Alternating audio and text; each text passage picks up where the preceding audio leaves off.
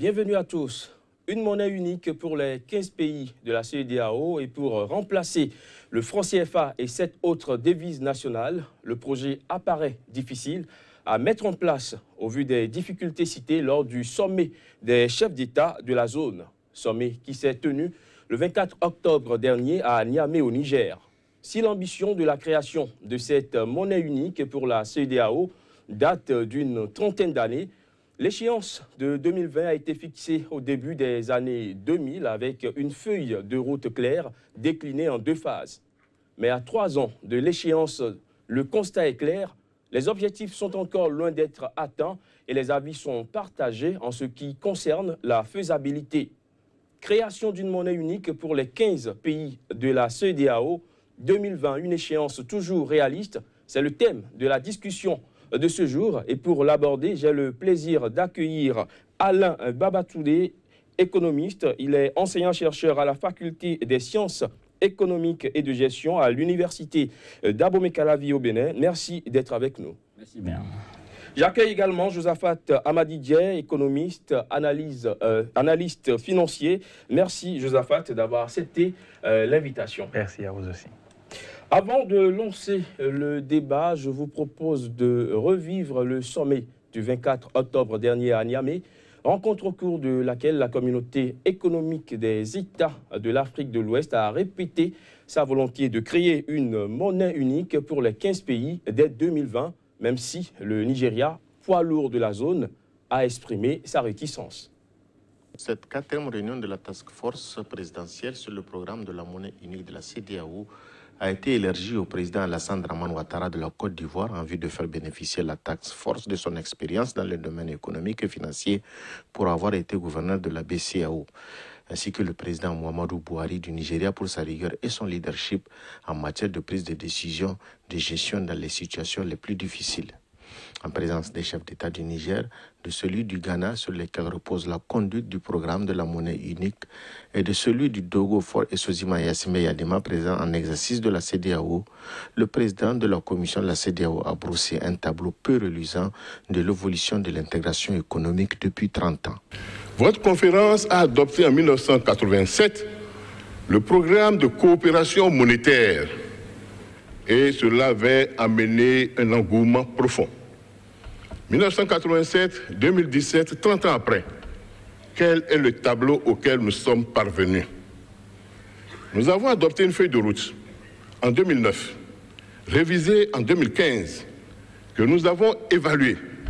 Permettez-moi de vous dire que le tableau n'est pas reluisant. Les résultats de mise en œuvre ne sont pas au rendez-vous. Alors, est-ce que la monnaie unique peut voir le jour en 2020? L'heure n'est plus aux atermoiements et autres divergences. Les chefs d'État et experts doivent tout mettre en œuvre pour que l'objectif 2020 pour la monnaie unique soit atteint, dira le président de la Task Force, le chef de l'État nigérien Issoufou Mahamadou. Les remises en question répétitives des dates de l'avènement de notre monnaie unique, même si elles se justifient, peuvent développer une lassitude et installer un scepticisme dans l'esprit de nos concitoyens.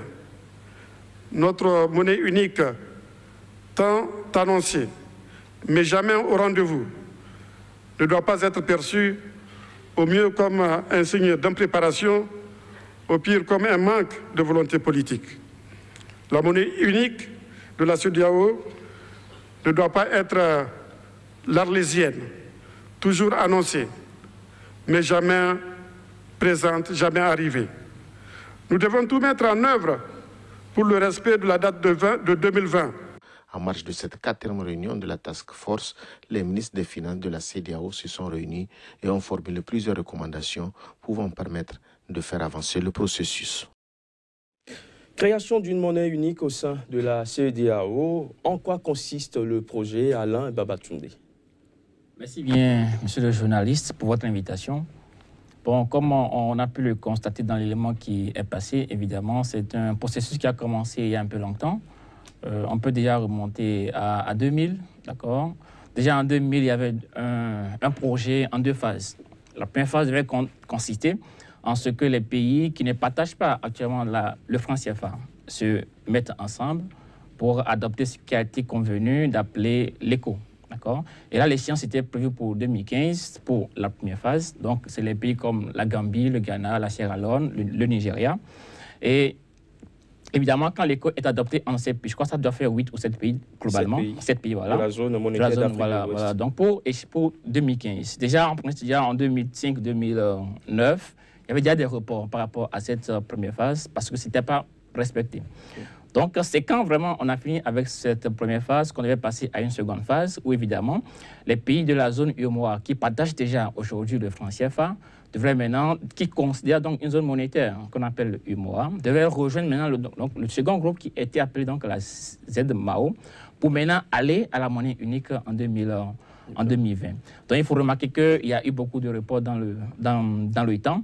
C'est que depuis 2014, il avait été dit que, OK, puisque la ZMAO n'arrivait pas à faire la monnaie unique, on abandonne le projet en 2 phases. On maintient ensuite, en principe, l'objectif de 2020, où ici, donc, ce sera d'adopter la monnaie unique dans la CEDEAO avec l'ensemble des 15 pays, bien évidemment, avant le projet d'intégration du Maroc aujourd'hui. Donc, évidemment, il y a beaucoup de reports avec beaucoup de contraintes qu'on pourra donc expliquer davantage dans le développement de cet entretien. Josaphat Amadidje, quand on parle du projet de la monnaie unique, création d'une monnaie unique pour les États membres de la CEDEAO, quelle appréciation vous avez faite, quelle lecture vous avez de ce projet? La monnaie unique de la CEDEAO, monnaie toujours annoncée mais jamais arrivée. Il faut rappeler que le projet est parti de 1983 avant de prendre réellement corps en 1987. Donc en 1987, il y a eu des avancées dans le travail parce que les chefs d'État avaient réellement la volonté de créer vraiment une monnaie commune pour les différents pays. En avril 2000, au Ghana, les chefs d'État se sont réunis, notamment ceux des pays qui n'utilisent pas le franc CFA. Ils ont décidé de créer la zone monétaire d'Afrique de l'Ouest et l'institution monétaire de l'Afrique de l'Ouest, l'IMAO. Et ce report, il y a eu un report au cours des années 2002 pour reporter cette échéance à 2005. Donc en 2005, il s'est posé le problème de critères de convergence lors de la création de l'institution monétaire de l'Afrique de l'Ouest. Donc les chefs d'État, face à ce critère de convergence, ne s'étaient pas entendus sur les points pour créer cette monnaie. Ce qui a fait que, jusqu'à aujourd'hui, cette monnaie n'est pas créée en 2014, en 2015, en 2016 et encore en 2017. Il y a un scepticisme qui s'observe au niveau des différents chefs d'État sur la création de cette monnaie, qui démontre réellement qu'elle n'aura pas lieu parce que ces chefs d'État qui se regroupent ne sont pas eux-mêmes confiants de la réalisation de cet avenir proche. Alors, si malgré les rendez-vous manqués, les chefs d'État tiennent quand même à la création, à l'aboutissement de ce projet, c'est quand même parce que ça doit avoir des avantages pour la zone CEDEAO. Quels sont ces avantages, selon vous, Dr Alain Babatunde? Bon, oui, bien évidemment, il faut déjà remonter à toute la théorie qu'il y a derrière. Ça entre un peu dans les politiques d'intégration sous-régionale. Et évidemment, on ne le perçoit pas assez. La monnaie unique devrait être l'aboutissement de tout un processus d'intégration régionale. Et si on regarde un peu où vraiment ça a beaucoup réussi, on va constater que les différents pays qui prennent l'initiative d'aller en intégration régionale suivent toujours un processus qui passe d'abord par ce qu'on va appeler la zone de libre-échange entre les pays où vraiment on décide donc de supprimer certaines contraintes douanières. Pour quitter la zone de libre-échange, c'est que vous passez en principe par l'union douanière où vraiment cette fois-ci vous appliquez le même tarif douanier aux autres pays qui ne sont pas membres et puis vous tombez dans le marché commun avant de revenir en principe à l'union économique où ici vous adoptez les mêmes politiques économiques et puis c'est quand on a fait tout ça qu'on passe maintenant à l'adoption d'une monnaie unique. Donc, il y a tout un processus qui, évidemment, au niveau de l'UEMOA, n'a pas été suivi, puisque là, on est allé directement à la monnaie unique et c'est maintenant qu'on cherche, en principe, à faire une zone de libre-échange, qu'on fait le marché commun avec notamment le TEC que nous avons, et puis la libre circulation des facteurs de production, les personnes ou bien les biens. Donc, c'est parce qu'il y a vraiment davantage à adopter, in fine, une monnaie unique, mais parce que on s'est assuré qu'entre pays, on a un marché commun, qu'entre pays, on a des politiques communes qui peuvent évidemment faciliter les échanges de biens et de services entre les pays, qui peuvent faciliter le déplacement des personnes entre les pays, qu'in fine, on trouve vraiment logique que nous adoptons une même monnaie pour essayer de faire circuler librement les marchandises, essayer de faire circuler donc les personnes au niveau des différents pays. Donc il y a forcément des avantages, mais des avantages qui peuvent venir a posteriori. Ça suppose quoi? Si vraiment on ne met pas en jeu les critères qui doivent gouverner l'adoption de la monnaie unique, il n'est pas évident que les effets attendus de ce processus puisse être au rendez-vous. De quels critères parlez-vous? Et c'est là peut-être les problèmes qui peuvent se poser aujourd'hui au niveau de la zone UEMOA. Les critères, logiquement, il y en a de plusieurs sortes, d'accord? Traditionnellement, on va retrouver les critères qui permettent d'avoir vraiment une zone monétaire assez optimale. C'est d'abord peut-être, est-ce qu'au niveau de l'espace où les différents pays se réunissent, est-ce qu'on a ce qu'on appelle les chocs? Est-ce que les chocs ne sont pas asymétriques? Si les chocs sont asymétriques, vous avez beau faire adopter une monnaie unique, il n'est pas évident que vous en bénéficiez. Est-ce que vraiment il y a ce qu'on appelle aussi une diversification économique du point de vue de la production? Si le Nigeria et le Bénin produisent les mêmes biens, il est évident qu'il n'y aura pas d'échange entre le Bénin et le Nigeria. Or, in fine, si vous avez une monnaie unique, c'est parce qu'on estime que ça peut faire circuler les différentes productions qui sont faites dans chaque pays. Si la Côte d'Ivoire produit la même chose que le Bénin, on ne fait pas de la diversification économique. Et quand c'est comme ça, les échanges de services seront très, très peu limités dans ces différents. Et c'est ce que nous allons constater. Déjà, au niveau de l'UEMOA, il y a une faible intégration et il y a un faible niveau de développement des échanges entre les pays. Cela va se remarquer aussi quand on va inclure les autres pays qui ne sont pas encore aujourd'hui membres de la zone UEMOA. Et il y a donc fondamentalement ce problème qui peut limiter les effets qu'on peut attendre de notre intégration. Après, c'est peut-être ce qu'on peut appeler l'homogénéité dans les politiques. D'accord? Est-ce que du point de vue fiscal, le Bénin et le Nigeria ont la même politique fiscale? Est-ce que du point de vue politique de lutte contre le chômage, la Côte d'Ivoire et le Nigeria ont les mêmes préférences en termes de lutte contre le chômage? Donc il y a de tous ces éléments qu'on met généralement dans les critères de convergence. Maintenant, est-ce qu'on doit forcément les réunir tous avant d'aller à l'adoption de la monnaie unique, ou bien on y va et puis maintenant on cherche à réunir l'ensemble de ces critères? Là, vraiment, toute la question demeure posée. Voilà. Alors, Josaphat Amadidje, l'impact de cette monnaie unique sur les économies de la sous-région? Comme l'a su bien dit M. Babatunde, je crois que la monnaie unique a beaucoup d'avantages pour nous, même s'il vous rappelait qu'il y a quelques inconvénients à l'utilisation de cette monnaie. Le but d'abord de la création de la monnaie unique est d'abolir toutes les tensions et tous les déséquilibres macroéconomiques entre les membres d'un même État. Et la monnaie unique a pour objectif de développer, d'accroître le marché intérieur, de faciliter les libres échanges entre les différents États et d'amortir les chocs extérieurs. Je crois que c'est l'objectif principal de la création d'une monnaie unique et l'avantage que tire chaque pays en étant dans une même zone économique. Mais je crois qu'à l'état actuel, pour nos différents pays, il serait beaucoup plus important de réfléchir sur cette monnaie dans laquelle on veut se lancer. Parce qu'il ne faut pas se précipiter. L'Europe, avant de se lancer dans la zone euro, a mis environ 45 ans avant de créer l'euro. Et je crois que les critères de convergence jusqu'aujourd'hui ne sont pas respectés, peut-être pas la France, pas l'Allemagne qui ne respectent pas les critères de convergence. Donc il ne faut pas forcément dire qu'il faut que nous puissions respecter les critères de convergence avant d'aller, par exemple, à la création de la monnaie unique. Par exemple, quand on prend le taux d'inflation qui est à 2% dans la zone UEMOA, qui n'est pas le même en Gambie, qui n'est pas le même au Nigeria, qui diffère, on ne peut pas attendre d'avoir une politique qui va réunir ce taux d'inflation avant qu'on aille à une monnaie. Le déficit budgétaire, le déficit public, ainsi de suite, le taux de chômage. Quand on va aussi rentrer dans la pratique des taux d'intérêt pour les prêts accordés, quand on regarde tout ceci, on ne peut pas tout de suite dire qu'on va aller à une monnaie unique avec les critères de convergence parce que les pays qui sont membres de cette zone sont dans une géostratégie. Et il y a une domination, il y a une place que chaque pays recherche dans le monde. Donc chaque pays est en train de défendre. Quand on voit par exemple le Nigeria qui est réticent au projet, il y a beaucoup d'intégration. Malgré les avantages de la monnaie unique, il y a la position de chaque pays qui tient avantage de sa géostratégie.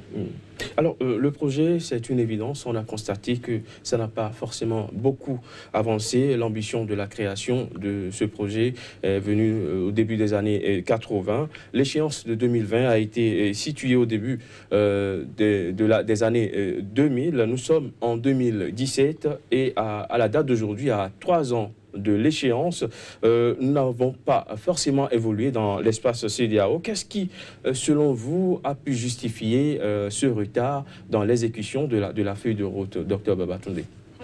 Merci. Je crois qu'on pourrait situer les différents problèmes rencontrés à 2 niveaux.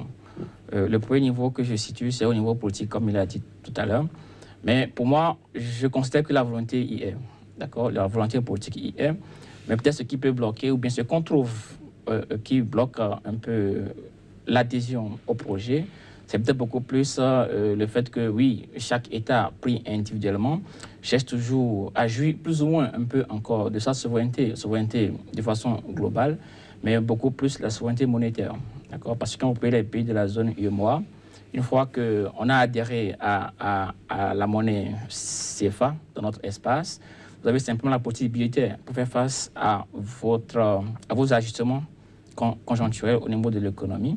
Et vous renoncez évidemment à la politique monétaire qui est ici conduite par la Banque centrale, qui est donc une banque centrale qui est commune à l'ensemble des 8 pays. Donc, quand vous allez évidemment dans une intégration monétaire, dans une monnaie unique, vous renoncez à une autonomie monétaire, ce qui n'est pas vraiment évident pour l'ensemble des pays qui cherchent toujours quand même à exprimer cette souveraineté au niveau national.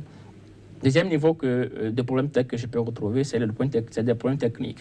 C'est beaucoup plus ce qu'on va mettre dans le programme de convergence macroéconomique qui a été donc défini au niveau de la task force qui donc s'est réunie pour la 4e fois à Niamey dernièrement. Ici, évidemment, ce qu'on va y retrouver, comme il a dit, c'est pour aller à l'adoption de la monnaie unique, on va estimer qu'il y a un package de 4 critères fondamentalement. C'est d'abord du point de vue de la politique monétaire. Est-ce que les États pris individuellement aujourd'hui ont vraiment une même politique monétaire ou plus ou moins sont dans une dynamique, d'accord, de commune politique monétaire? C'est à travers peut-être le taux d'intérêt qui est appliqué, c'est à travers la lutte contre... Non, ça va être dans le second. Donc la politique de taux d'intérêt qui est appliquée au niveau des pays, soit par rapport au crédit à l'économie que les agents non financiers vont exprimer, ou bien par d'autres mécanismes. Second critère, généralement cité, c'est le critère par rapport à l'inflation. Est-ce que vraiment nos pays ont une même dynamique de l'inflation? Vous prenez les pays de la zone UEMOA, comme il a dit, on est autour de 1%, 2% en termes d'inflation depuis près d'une dizaine d'années. Mais quand vous allez au Nigeria, c'est plus de 15%. Vous allez au Ghana, c'est plus de 15%. Quand vous avez vraiment cette hétérogénéité au niveau de l'inflation, il n'est pas évident vraiment que tout de suite on y va. Le second, le troisième critère qu'on cite généralement, c'est par rapport au solde budgétaire, d'accord? Vous savez, nos pays, une fois que vous avez la politique monétaire et la politique budgétaire, une fois que vous mettez en place votre budget, on va chercher ce qui est un équilibre plus ou moins entre les recettes et entre les ressources et les emplois. Ici, c'est de voir notre déficit budgétaire est à quel niveau par rapport à notre PIB. Si vraiment, pour des pays donnés, ça creuse le plafond de 10%, alors que pour d'autres, on est autour de 5%. Comme dans l'espace UEMOA actuellement, ça fait aussi un problème parce que là, on est toujours dans une certaine hétérogénéité. Et après, on va voir ce qu'on va mettre dans vraiment la diversification. Est-ce que vraiment les pays qui s'apprêtent à aller dans l'intégration sont vraiment diversifiés? S'ils ne sont pas diversifiés, on aura la monnaie, mais elle ne va pas servir à faire circuler la production ou les marchandises ou les biens et services dans l'économie. Donc, je crois que fondamentalement, à ces deux niveaux, il y a des problèmes qui se posent. Et c'est pourquoi, à 3 ans évidemment de 2020, certainement que, comme ça a été remarqué à la dernière rencontre, on va encore assister à un report. Certainement parce que là, du point de vue affirmation de l'identité nationale, on est encore réticent pour certains pays normalement. Et puis par rapport donc aux problèmes techniques, la convergence macroéconomique qui n'est pas encore aussi au rendez-vous, on peut vraiment encore prendre du temps pour y aller. Maintenant, comme l'a dit aussi, la question qui se pose, est-ce que fondamentalement, il faut réunir tous les critères avant d'aller à la monnaie unique, ou bien on y va parce qu'aujourd'hui, on montre que les critères sont plus ou moins endogènes. Si les critères sont endogènes, OK, on y va et puis on cherchera. On va certainement revenir à la question s'il faut réunir tous les critères avant d'y aller. Voilà. Josaphat Amadideh, selon vous aussi, est-ce que cette incapacité des États membres de la CEDEAO à passer outre ce problème de souveraineté monétaire constitue l'une des explications à ce retard accusé dans l'exécution de la feuille de route? Je crois que le problème de souveraineté, c'est le plus grand blocage de la mise en circulation de la monnaie éco. Même si au-delà de tout, on parle de critères de convergence, il y a le problème de souveraineté qui bloque parce que chaque pays revendique sa souveraineté. Et il faudrait, avant qu'on arrive à la monnaie commune, que les chefs d'État africains comprennent réellement que leurs différentes monnaies nationales ont des blocages, ont des désavantages, posent des problèmes pour leur développement économique. Il faudrait qu'ils l'acceptent d'abord. Et dans le communiqué final de la Task Force, le président ivoirien a dit qu'il ne reproche rien au franc CFA. Et ne reprochant rien au franc CFA, il ne trouve pas d'avantage à se lancer dans la création d'une monnaie qu'on appelle l'éco. Donc il y a un problème déjà qui se pose au niveau même de la confiance que les chefs d'État ont face à la création de la monnaie éco. Parce que leur monnaie qu'ils utilisent ne pose pas de problème, leur confère déjà tous les avantages nécessaires dont ils ont besoin, donc ils n'ont pas besoin de se lancer dans l'éco. Le président ivoirien Alassane Ouattara a passé 2 ans à la tête de cette commission, il n'a pas fait avancer les travaux, donc vous devriez comprendre à travers cela qu'il revendique déjà sa souveraineté et qu'il revendique le fait qu'il appartient déjà à une zone monétaire qui lui présente beaucoup d'avantages. Je crois qu'on est habitué à un copier-coller de vouloir faire comme les autres, mais on n'adapte pas notre réalité. On n'adapte pas nos tests à la réalité économique comme devrions le faire réellement. Je crois que les critères de convergence, avant que même la zone euro ne soit mise en place, les pays étaient suffisamment indépendants. Ils avaient déjà une capacité financière de faire face à certains chocs. Même si on leur arrachait la politique monétaire, ils avaient la capacité de subvenir à leurs besoins. Ils avaient résolu le problème du chômage. Ils avaient résolu le problème du déficit public à un certain niveau. Ils avaient résolu aussi le problème de leur industrialisation, ce que nous n'avons pas dans nos différents pays de la CEDEAO. Ni pour la ZMAO, ni pour l'UEMOA, nous n'avons pas pu régler ces différents problèmes. Donc cela nous empêche déjà d'avoir même des convergences entre nos idées assis à la même table. On n'est pas convergent, donc on ne peut pas aller vers cette monnaie. Alors, est-ce que la crise qui secoue la zone euro aujourd'hui ne constitue pas aujourd'hui également une source de peur pour ces différents États? Parce qu'aller à une monnaie unique qu'on ne connaît pas, c'est un saut dans l'inconnu, Dr Babatunde. Bon, ce n'est plus tellement un saut dans l'inconnu, puisque bon, il y a des espaces qui ont réussi le processus et ça marche bien, évidemment, avec certaines difficultés que nous connaissons aujourd'hui pour la zone euro.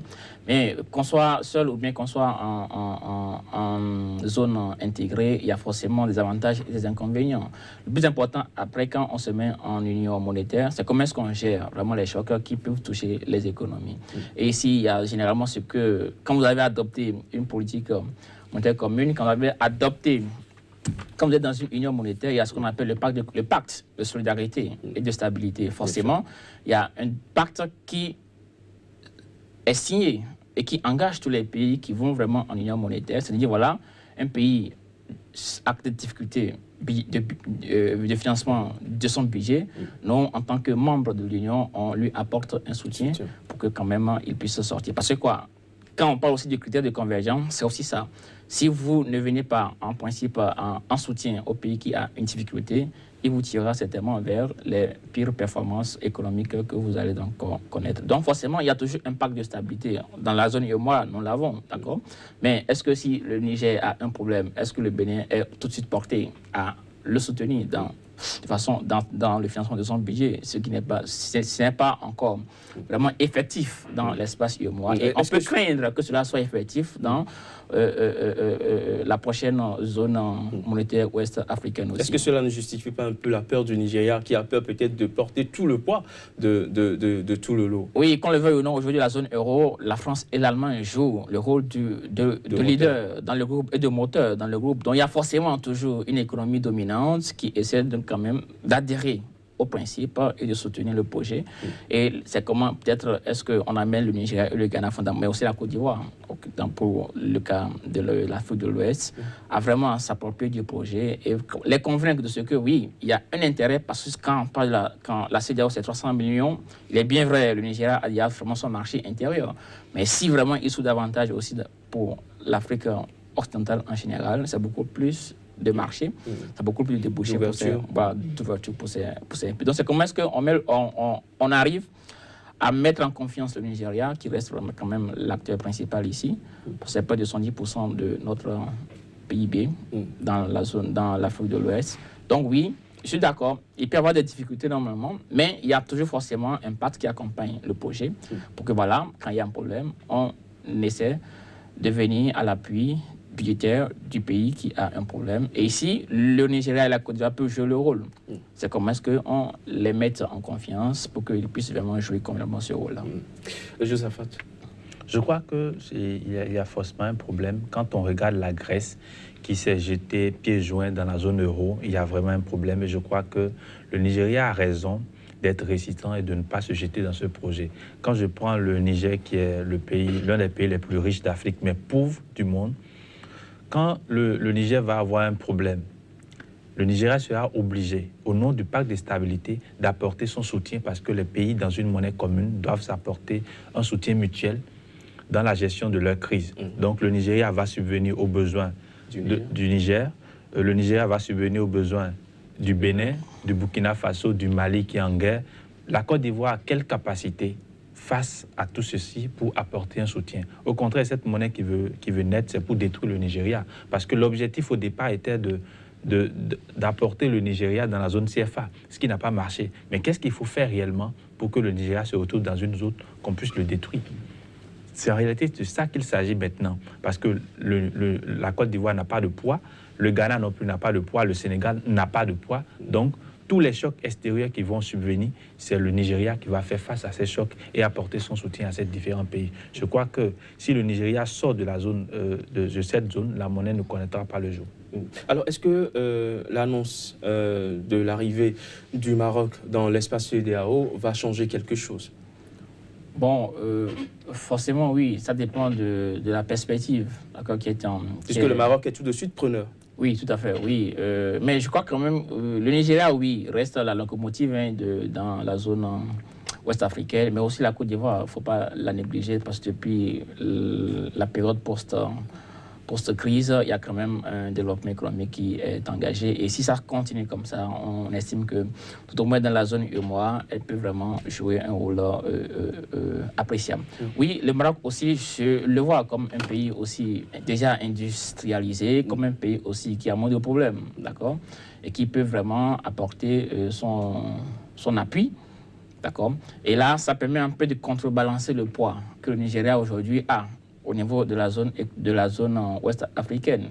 Parce que désormais, on pourra compter non seulement sur le Nigeria, mais aussi sur le Maroc, qui peut jouer le rôle de lead dans la zone monétaire à créer et un peu essayer d'équilibrer un peu les négociations au niveau donc, de la zone. Parce que bon, on ne verra plus le Nigeria comme seul acteur, pouvant donc venir en appui des différents pays qui peuvent avoir des problèmes, mais on pourra aussi voir le Maroc. Et puis, les efforts pourront être mutualisés, pourront être partagés entre ces deux gérants, ou bien ces trois, si vraiment on considère donc la Côte d'Ivoire aussi comme une locomotive de la zone.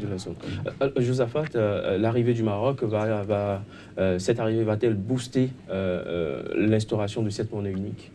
Je crois que oui, parce que l'ouverture de la CEDEAO pour recevoir tous les autres pays, c'est un avantage pour nous, pour renforcer notre développement économique. Mais il faut rappeler que le Maroc n'est pas un pays de l'Afrique de l'Ouest, premier point.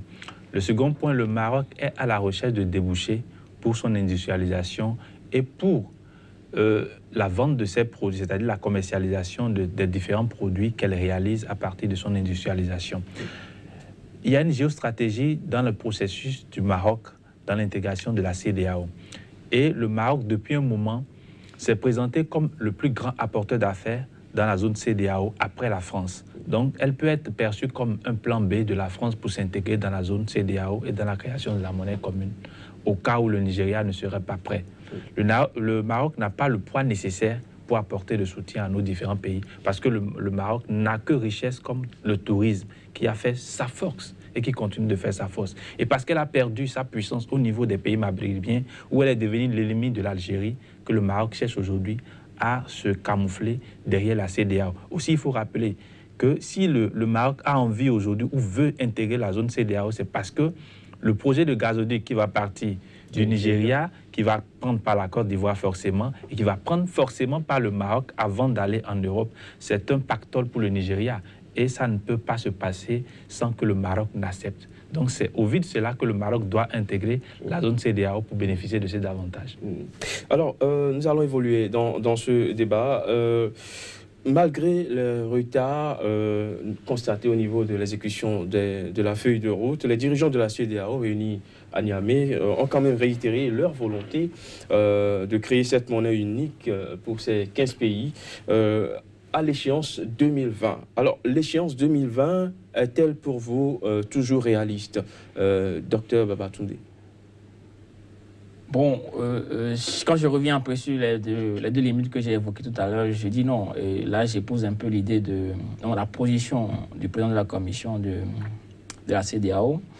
Pour dire oui, 2020, on est à 3 ans à cause de 2020. Et quand on voit un peu les signaux, ils ne sont pas vraiment reluisants pour espérer que oui, en 2020, on puisse adopter la monnaie. Parce que du point de vue autonomie monétaire, est-ce que vraiment les différents pays seront prêts à s'y engager? Mais parce que aussi du point de vue critères de convergence, si on tient vraiment au respect des critères de convergence, il n'est pas évident qu'en 3 ans, on puisse vraiment assurer cette convergence-là. Donc, je suis un peu sceptique par rapport à 2020. Et je crois qu'à la sortie de la dernière rencontre, évidemment, il n'y a pas eu, c'est pourquoi il n'y a pas eu vraiment un engagement ferme et formel sur l'échéance à venir. On sait tous que voilà, 2020, ce n'est pas évident. Quand on regarde vraiment les efforts qui ont été fournis, qui ne sont pas vraiment aussi importants pour y aller. Et ce qu'on peut peut-être déplorer, c'est qu'il y a peut-être une autre feuille de route qui permet vraiment de situer quelles sont vraiment les responsabilités des différents acteurs dans le processus, pour que peut-être dans 1 an, dans 2 ans, on puisse réapprécier la situation et dire est-ce que c'est 5 ans qu'on donne en plus, est-ce que c'est 10 ans qu'on donne en plus, comme je crois l'a suggéré le président de la commission. Donc 3 ans, c'est pas évident, d'accord.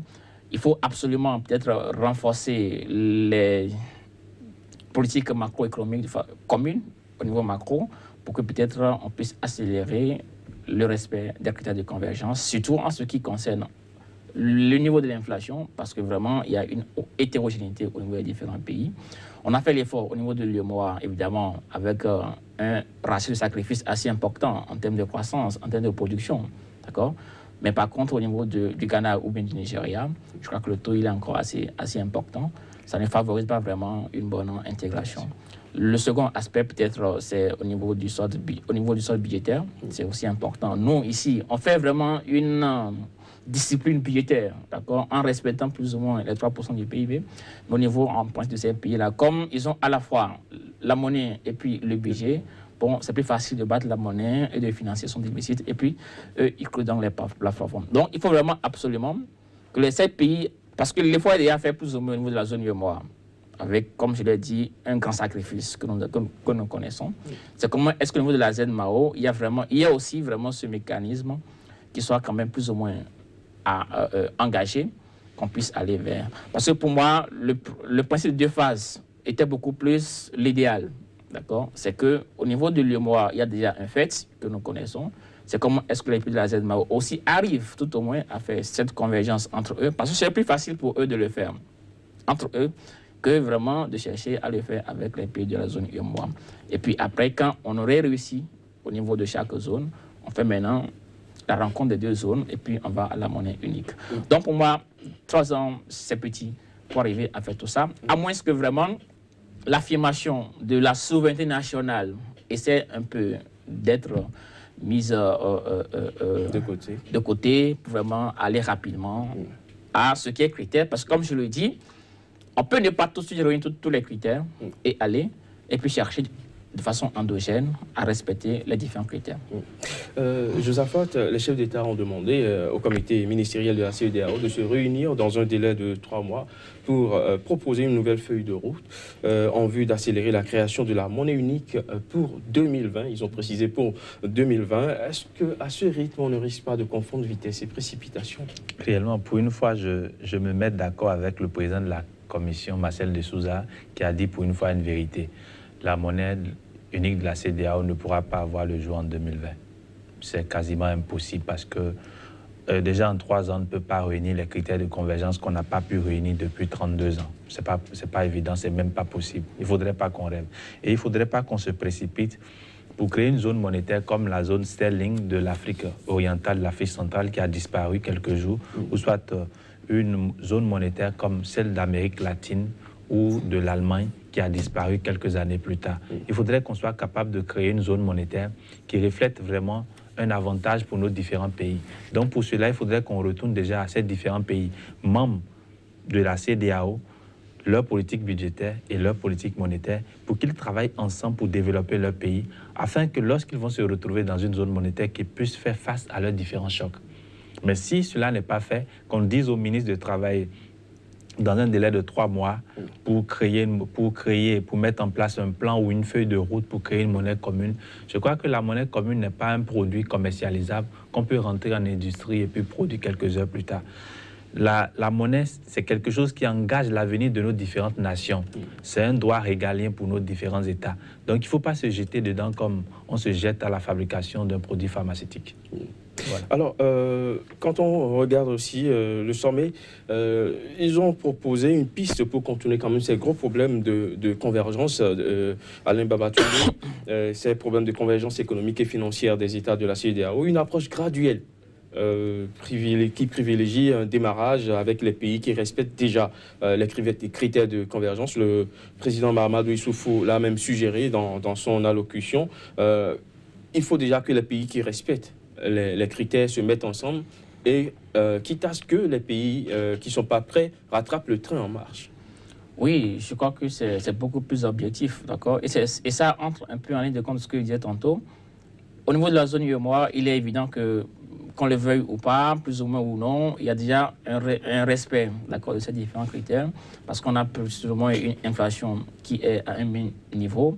On essaie plus ou moins de respecter les critères, le critère par rapport au déficit budgétaire, et puis aussi la politique monétaire est déjà commune, donc il n'y a pas de problème par rapport à ça. Toute la grande difficulté, c'est dans les autres pays, la ZMAO en l'occurrence. Et si on arrivait vraiment au niveau de la ZMAO à régler le problème de convergence, je crois que fondamentalement, on peut aller facilement à l'union de 2 unions. Donc ça rejoint un peu ça, ce schéma. Et c'est de dire, voilà, est-ce qu'on attend forcément que les 15 pays remplissent les conditions pour qu'on y aille, ou bien simplement, si c'est 5 pays, si c'est 10 pays, ok, on y va, le temps que d'autres pays, en principe, rejoignent l'équipe. Je crois que c'est beaucoup plus objectif, c'est beaucoup plus faisable tout de suite, d'accord?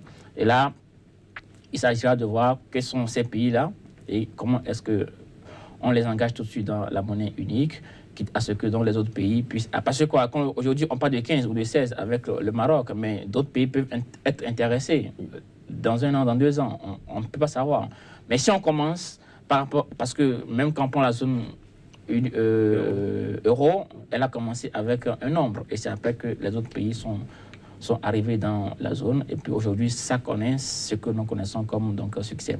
Donc oui, je crois que c'est une approche graduelle. Graduelle par le nombre de pays, c'est ça, mais aussi graduelle dans les différentes composantes d'une zone monétaire. Est-ce que vraiment, tout de suite, on fait la monnaie? Est-ce qu'on met en place la banque commune, la banque centrale commune? Est-ce que déjà les politiques économiques, monétaires ou budgétaires vont être déjà communes? C'est des choses en principe qu'on peut déjà explorer pour voir. Qu'est-ce qui est faisable tout de suite? On y va. Et puis, avec le temps, on essaie d'apporter les autres éléments, les autres composantes au processus, je crois. Josaphat, l'approche graduelle, qu'est-ce que vous en pensez? Je crois que c'est pour réussir cette affaire, il faut faire retour sur la feuille de route des années 2000 qui avait proposé que les pays anglophones les pays de la ZMAO se mettent ensemble pour créer une monnaie. Et cette monnaie qui sera créée, appelée l'ECO, sera en circulation. Et lorsque les pays de la zone UEMOA seront prêts ou un pays sera prêt, il va rejoindre cette zone-là. Je crois que c'est le meilleur processus pour faire réussir cette affaire. Puisque on a remarqué que la difficulté vient beaucoup plus des pays de la ZMAO, est-ce qu'il ne faille pas commencer par les pays de l'UEMOA, d'autant plus qu'eux, ils sont déjà habitués à une monnaie commune? Non, la difficulté de la mise en application de cette monnaie ou de la feuille de route ne vient pas réellement de la ZMAO. Ça vient de l'UEMOA. Parce que ce sont les pays de l'UEMOA qui ne veulent pas abandonner leur franc CFA et qui préfèrent que les autres viennent se joindre à eux pour utiliser le même franc CFA. Parce qu'ils disent que la discipline budgétaire, la discipline monétaire n'est pas observée dans leur pays. Donc quand ils vont se mettre ensemble avec eux, cette même discipline ne sera pas observée parce qu'eux, ils ont déjà une discipline monétaire qu'ils observent. Donc ils veulent bien que les autres viennent se joindre à eux. Et c'est ce que rappelle le président Alassane Ouattara qui dit que lui ne reproche rien au franc CFA et qu'avec le franc CFA, il continue à se plaire et qu'il préfère qu'on continue avec le franc CFA. Voilà. Alors, une question primordiale, est-ce que les conditions sont-elles aujourd'hui remplies pour que les pays de la CEDEAO puissent bénéficier pleinement des avantages d'une monnaie unique dans l'espace, surtout dans cette zone CEDEAO où nous savons que la proportion des échanges entre les pays est dérisoire et qu'en 17 ans, forcément, le taux d'échange entre les pays de la CEDEAO n'a forcément pas évolué. Oui, merci, mais je ne partage pas en principe le point de vue de mon ami qui pense que peut-être c'est les pays de la zone CFA qui empêchent. Moi, je ne partage pas ce point de vue. Peut-être, ça peut être c'est une lecture des propos du président ivoirien. Parce qu'à la fin, on ne dit pas que oui, ça va être le CFA qui va circuler dans la zone ouest africaine. Ça peut être l'ECO, ça peut être une autre monnaie. L'essentiel est qu'on adopte le principe et qu'on définisse la monnaie qui va circuler. Et puis, tous les pays qui sont donc prêts vont donc s'y engager. Je crois que, comme on le reconnaît, du point de vue volonté politique ou bien du point de vue abandonner la souveraineté monétaire, les pays de la zone franc sont déjà dans cette pratique depuis certaines années. Donc, il n'est pas évident que ce soit aujourd'hui qu'on veuille retourner à une souveraineté monétaire. La crainte est beaucoup plus des pays de la ZMAO, le Nigeria et le Ghana en l'occurrence. Et c'est comment peut-être on cherche à leur montrer l'avantage qu'il y a à y aller. Maintenant, pour revenir à votre question. Non. Si vraiment la structure des économies est telle que ce que nous connaissons aujourd'hui, il n'est pas évident que nous bénéficions, que nos pays bénéficient. Évidemment, quand on va même simplement avec un marché commun, ou bien avec une union douanière simplement, il y a toujours des pays qui ont un bénéfice et des pays qui ont un désavantage. Donc, maintenant, quand on complète la dimension monétaire, ça reste le même. Vous adoptez une monnaie unique, c'est forcément pour faire les échanges. Parce que la monnaie, sa première fonction, c'est de servir à faire les échanges entre les économies. Vous adoptez une monnaie unique, c'est parce que vos pays se sont spécialisés dans des positions données et que vous sentez le besoin de faire des échanges entre vous. Si donc, dans un premier temps, il faut vraiment que la structure de l'économie soit une structure qui permet la spécialisation en des produits au niveau national et que cette spécialisation soit différente d'un pays à un autre. C'est ça, on va faire faciliter les échanges. Tout à fait. S'il n'y a pas ça, forcément, vous n'avez pas la circulation des biens et des services entre pays et vous faites recours moins à la monnaie quand c'est comme ça, à la monnaie, même si elle est unique. Donc, fondamentalement, je crois que ça, c'est un premier élément qu'il faut absolument assurer. C'est comment est-ce qu'on va vers vraiment la production diversifiée de nos économies. C'est comment est-ce que vraiment on va vers la spécialisation, mais aussi vers l'industrialisation. Parce qu'aujourd'hui, on va voir tous les différents pays, c'est l'agriculture qui va être prédominante.